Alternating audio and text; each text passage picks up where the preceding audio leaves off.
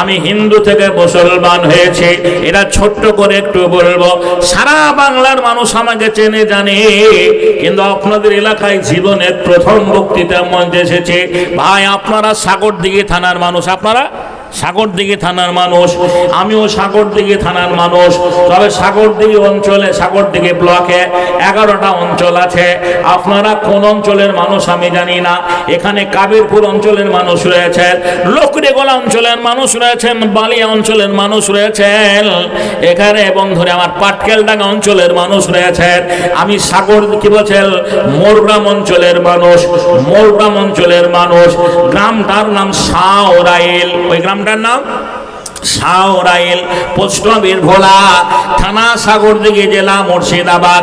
বর্তমানে আমার আব্বা আজও বেঁচে আছেন। ও ভাইরা আমার, আপনারা সাহাবাদের জীবন ইতিহাস শুনেছেন। নবীর যুগে যে সাহাবীরা মুসলমান হয়েছিলেন, ঈমান এনেছিলেন, কালেমা পড়েছিলেন, কিন্তু তাদের জীবনেও ঝড় নেমে এসেছে, কষ্ট নেমে এসেছে।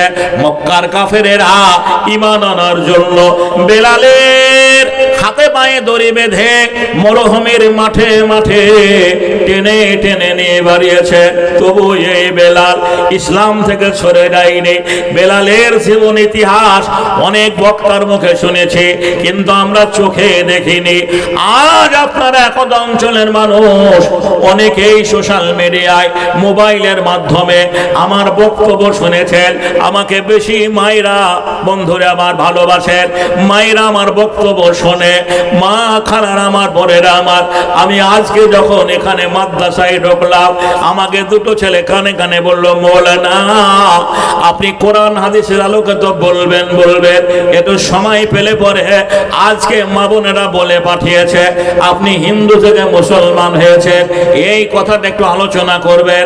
আমি বলছিলাম ছেলেগুলোকে, ওরা যুবর মাদ্রাসার ছাত্র, বললাম ভাই এ কথাটা পুরনো কথা, বারবার বললেও লোকে খারাপ ভাববে, লোকে বলবে ওই বক্তাটা ওই কথাটাই জানে, আর দ্বিতীয় কথা জানে না, যার জন্য বন্ধুরে আমার সমালোচনা করবে। তবে আমি দেখেছি সুবহানাল্লাহ, আমার জীবনী প্রসঙ্গ আলোচনা করে আমার কাছে হাজারো মুসলমান ভাইরা আমার কাছে এসে সালাম দিয়ে মুসাফা করে বলে, মৌলানা আপনি ওই দিন বলেছিলেন দাড়ি রাখার কথা, আজও দাড়ি রেখেছে, হাত দেইনি। আপনি বলেছিলেন নামাজ পড়ার কথা, আমি নামাজ ধরেছি, আজও নামাজ ছেড়ে দেইনি। খালার আমার, মায়ের আমার, আমি জিন্দা ঘটনা আপনাদের কাছে বলবো, আমি হিন্দু থেকে কেন মুসলমান হলাম। আমার বাবা মা আজও বেঁচে আছেন। বাবার নাম হীরেন কুমার রাজেন্দ্র। আমি বাবার একটাই ছেলে, আমার আর কোনো ভাই নেই।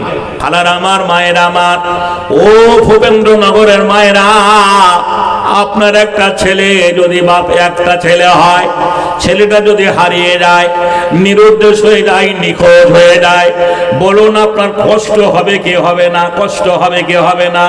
ব্যথা পাবেন কি পাবেন না?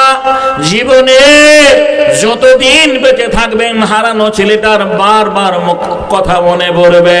আমি কোন মায়ের ছেলে, আজও আমার মা বেঁচে রয়েছে, আব্বা বেঁচে রয়েছে, তারা ভালোবেসে আমার নাম রেখেছিল শ্রী মিলন কুমার রাজেন্দ্র।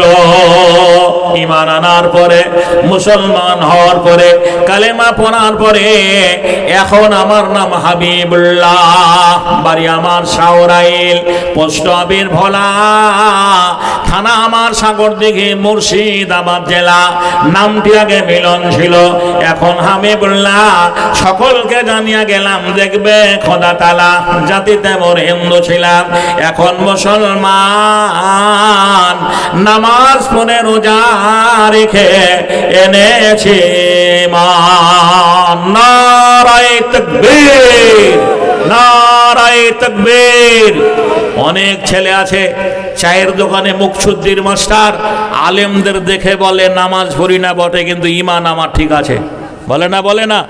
আলেমদের দেখে বলে জি নামাজ পড়ি না বটে, কিন্তু আমার ঈমান ঠিক আছে, এমনও কথা মুসলমান ছেলেরা বলে।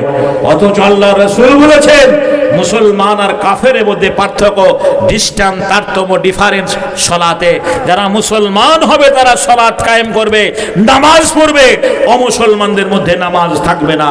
হাজারো মুসলমান যারা আজকের আমরা জালসা এখানে এসেছি, যদি বলি ভাই মাগরিবের নামাজ যারা জামাতের সহিত পড়েছেন তারা হাত উঠান, বেশিরভাগই লোকের হাত উঠবে না।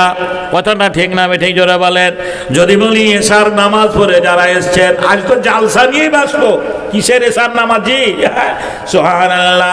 দেখা যায় মানুষ আমরা সব কাজ করার সময় পায়, আমরা নামাজে অবহেলা করি, নামাজে আমরা অবহেলা করি, আমরা নামাজ পড়ি না।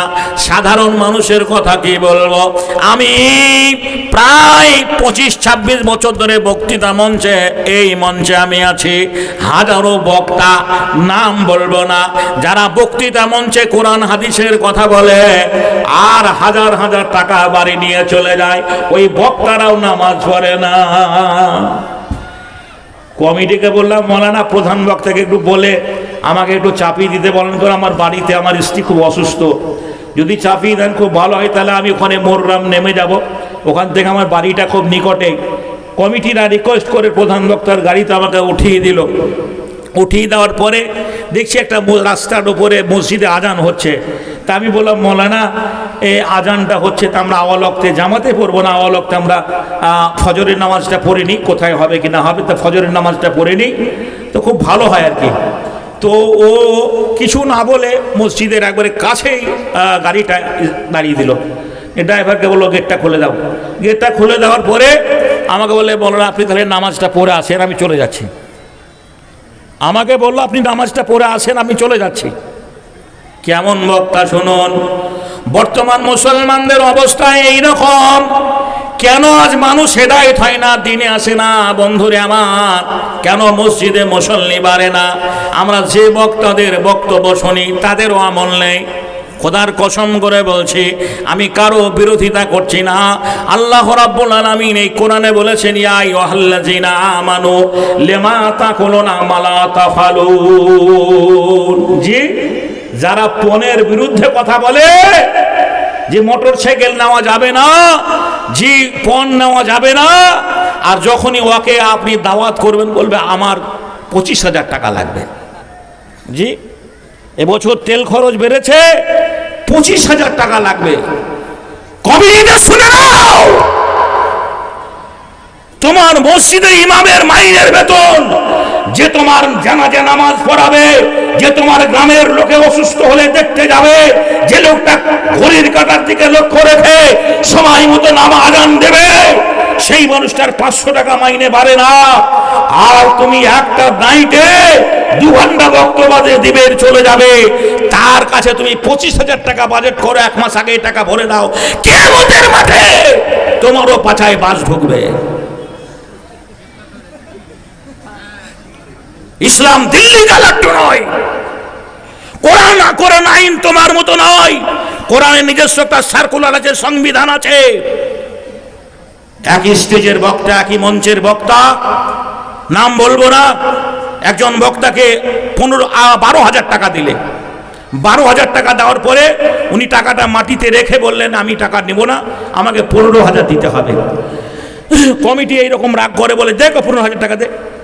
আর একজন বক্তা বললেন যে আমাকে 10,000 টাকা দিয়েছেন, তার 2,000 টাকা দেন। ওকে 2,000 টাকা দিলে, তা আমি কানা কুকুর মারে শুকুর, আমাকে কত দিলে আমি দেখলাম, আলহামদুলিল্লাহ বলে পকেটে ভরলাম। তো 2 বার আলহামদুলিল্লাহ বললাম, যে আলহামদুলিল্লাহ আলহামদুলিল্লাহ। তো এইরকম একটা বয়স্ক লোক বলছে যে এই বক্তাগুলোর মধ্যে যে এই লোকটা হলো সৎ। তা আমাকে বলছে যে তুমি আমাদেরকে অপমান করলা। আল্লাহ বলল, আমি অপমান করলাম কেন? আলহামদুলিল্লাহ বললে কেউ অপমান হবে? আলহামদুলিল্লাহ বললে কেউ আপনার অপমান হবে? তো ওদের সামনে তুমি জোরে আলহামদুলিল্লাহ বললে কেন? বলে আপনি 1 লাখের উপর বেতন পান, তাতেও আপনার পেট ভরে না, আপনার সচ্ছলতা আছে, জমি জায়গা বাড়ি ঘর সবকিছু আছে, আপনি নিজেকে সলভেন্ট। আজকের জলসায় এখানে বিধবা মেয়ের টাকা আছে, ইয়াতিম ছেলের টাকা আছে, দুস্থ মানুষের টাকা আছে, যাকে ডাক্তার বারবার বলেছে তোমাকে ভালো মন্দ খেতে হবে, আপেল কিনে খেতে হবে, বেদানা কিনে খেতে হবে, একটা ভিটামিন খেতে হবে, সেই লোকটা অর্থভাবে ভিটামিন কিনে খেতে পাইনি, ভালো মন্দ চোখে দেখেছে খেতে পাইনি, কিন্তু জালসাকে সামনে রেখে তিলে তিলে জমানো টাকা 1000 টাকা দিয়েছে, সেই টাকা আজকে তোমাকে 15,000 টাকা দিলে। আর আমি যা দিয়েছে 4-5 হাজার টাকা, আলহামদুলিল্লাহ। এই জন্য বললাম, আমি যদি রাজমিস্ত্রি করতাম তো 2 ঘন্টা কাজ করে আমাকে 15,000 টাকা দিয়ে কি করে দিত না, নাকি বলছেন? দিত না। সমাজ দায়ী এর জন্য সমাজ দায়ী, কর্তৃপক্ষ দায়ী। আমরা ইনসাফ করি না।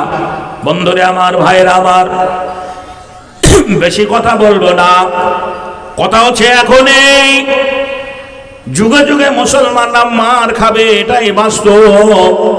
মহানবী মুহাম্মদুর রাসূলুল্লাহ সাল্লাল্লাহু আলাইহি ওয়াসাল্লাম বলেছে, আজ আমার জীবনের এটাই অন্তিম হজ। আগামী দিনে তোমাদের সঙ্গে দেখা নাও হতে পারে। কান করে শুনে নাও, যারা এখানে উপস্থিত রয়েছ, যারা আজকে আসতে পারেনি, পৌঁছাতে পারেনি, আমার কথাগুলো তাদের কানে পৌঁছে দিও।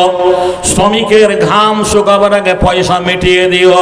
লোকটা পাট লাগিয়েছে, 4 বিঘা পাট লাগিয়েছে, পাট কাটা হয়ে গেল, ছাড়া হয়ে গেল, তবুও শ্রমিকের টাকা পেমেন্ট হলো না।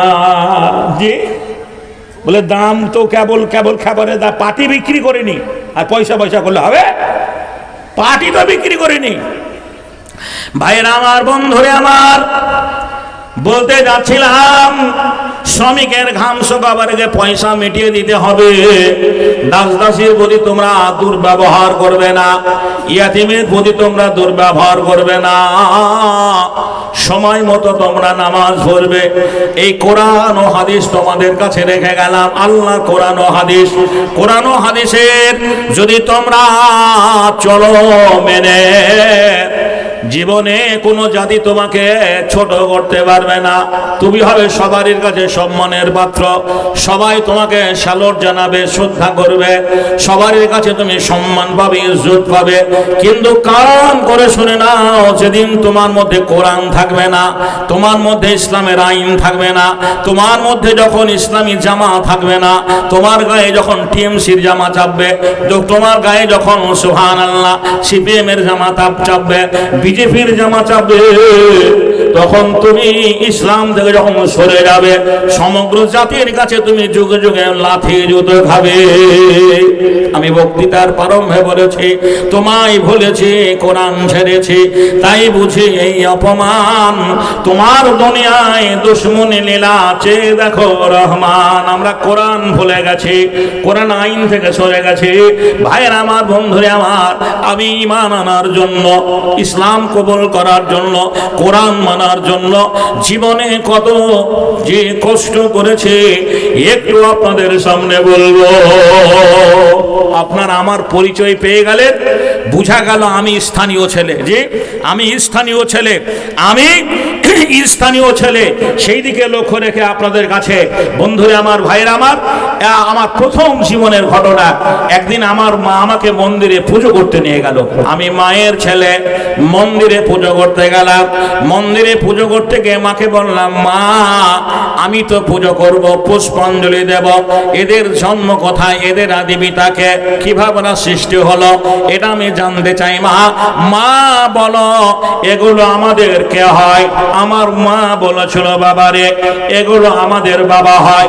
যদি এ বাবাদের আমরা পুজো করতে পারি, তাহলে আমরা স্বর্গবাসী হতে পারবো। নাউজুবিল্লাহ মিন জালিক। মাকে বলেছিলাম, মা তুমি যাকে বাবা বলো, তোমার বাবা তোমার নানা হবে। তুমি যাকে মা বলো, তোমার মা তোমার নানি হবে। অতএব তোমার বাবাকে আমি কেন বাবা বলবো? প্রথম জীবনে আমার মায়ের সঙ্গে তর্ক বিতর্ক শুরু হয়ে গেল। মাকে একটা কথা বলেছিলাম, মা যদি এই দেব দেবীদের বাবা বলতে হয়, আমি আমার জীবনে আজ থেকে রাস্তাঘাটে যাকেই দেখতে পাবো আমি তাকেই বাবা বলে ডাকবো, আর তাকেই তোমাকে স্বামী বলে গ্রহণ করতে হবে। করবে কি তাই বলো? কোনো ছেলে যদি তার মাকে হেন প্রশ্ন করে, বুঝতেই পারছেন সে মায়ের মন মানসিকতা কেমন হবে। নিশ্চয়ই সে মা আদর আপ্রাণ করে কোলে তুলে নেবে না, উগ্র মেজাজ নিয়ে মায়ের সঙ্গে কথোপকথন কথোপকথন শুরু হয়ে গেল। মা কি বলেছিলেন? মায়ের প্রত্যুত্তরে জবাব দিয়েছে, মন্দিরের প্রথম কথা প্রভাত বেলায় পড়িয়াছিলাম একটি গীতা বই, প্রথম পৃষ্ঠা খুলতেই দেখে যুদ্ধের হইচই। মা বলল, চলো বাবা করে গিয়ে পুজো, তোমার পিতা আসলে বরে দেব জুতো মজ। আমি বললাম, মায়ের তরে, ওগো মা শোনো, কোনটা তোমার আসল পিতা তাকে তুমি চেনো? রামকৃষ্ণ, শিব, বিষ্ণু, ব্রহ্মা, মহেশ্বর, কার কে পিতামহ, কে বড় ঈশ্বর? আমার কথা শুনে মা অবাক হয়ে নয়, এদিক ওদিক চাইয়া দেখে কেউ কোথাও নাই। মা বলল, শোনো বাছা, শোনো পুত্রধন, সবারই সবাই পিতা, সবাই ভগবান। আমি বললাম, মায়ের তরে, ওগো মা তাই যদি হয়, আমার পিতা তোমার স্বামী, তোমারও পিতা হয়। মা বলল, আমার তরে, ওরে পাগলা ছেলে, ও সব কথা বললে পরে দেব তোরে জেলে। আমি বললাম, মায়ের তরে হব মুসলমান, নামাজ পড়ে রোজা রেখে আনিব ঈমান। প্রথম জীবনে যখন মায়ের সঙ্গে তর্ক বিতর্ক শুরু হয়ে গেল, আমি হিন্দুর ছেলে মন্দিরে গেলাম, আমাদের মসজিদে আল্লাহর মূর্তি নেই, নবীর মূর্তি নেই, কোন পয়গম্বরের মূর্তি নেই, কোন ফেরেশতার মূর্তি নেই। মুসলমান আল্লাহ ছাড়া কাউকে সেজদা করে না। ওদের মন্দিরে এমন একটা দেব দেবী নেই যার পুজোরও করে না। আমি ব্রাহ্মণকে বললাম, দাদু ঈশ্বরের সন্ধান আপনি, আমিও ঈশ্বরের সন্ধান, ঈশ্বরকে ডাকার সমান অধিকার রয়েছে। আপনি যেমনি ভাবে পুজো করছেন আমি ওইভাবে পুজো করব। উনি বললেন, না, তোরা নিচু বর্ণের হিন্দু, এই বইগুলো পড়লে ভস্ম হয়ে যাবে, পাপ আজে লিপ্ত হবে, তোদের নরকে ওঠাই হবে না। দেখা গেল না আমাকে ওই ধর্মের বই পুস্তকগুলো পড়তে হবে। ভাই, কোরআনের কোনো জায়গায় এই কথা বলা হয়নি যে মুসলমান ছাড়া কোরআন কেউ পড়তে পাবে না। যে কোনো সম্প্রদায়ের মানুষ, যে কোনো বর্ণের মানুষ, যে কোনো ধর্মের মানুষ কোরআন পড়তে পারে। কোরআন হুদাল লিন্নাস, মানুষের হেদায়েতের জন্য কোরআন এসেছে, মানুষকে পথ দেখানোর জন্য কোরআন এসেছে। যে কোনো সম্প্রদায়ের মানুষ কোরআন পড়তে পারে। ওদের ধর্মে ব্রাহ্মণ ছাড়া কাউকে পড়তে দেওয়া হবে না।